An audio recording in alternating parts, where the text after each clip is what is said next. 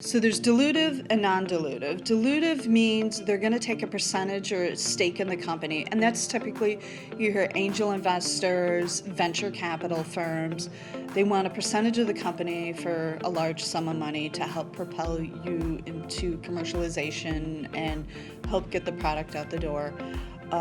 But non-dilutive helps with a little bit more of the R&D realm and does not take a percentage of the company. It allows you to demonstrate proof of concept. It allows you to demonstrate impact and outcomes and have proof that when you do decide to go to the non-dilutive or the dilutive realm, you have some evidence behind you and you have scientific, measurable evidence behind you that what you do works or maybe needs tweaking in some way, shape, or form.